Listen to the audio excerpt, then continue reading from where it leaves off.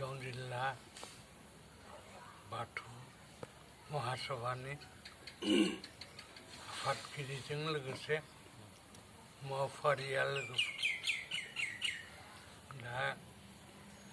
आं मिथिनायाव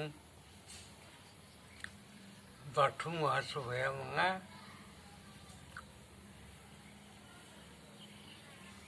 थेला थेलि जाबाय थारो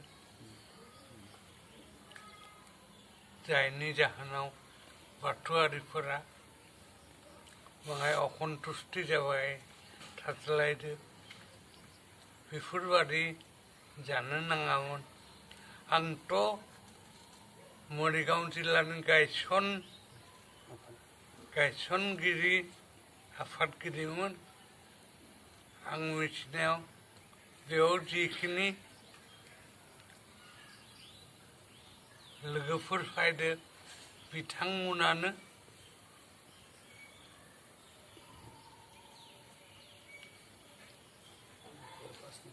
नंगौ दे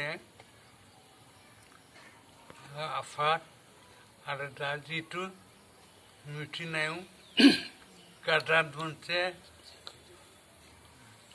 गोदान मोनसे आफाद दाना पार्टि मोनसे सेन्ट्रेलाव जमाहैदो होनो बेफोर नंखाया आरो आं बेनिखायनो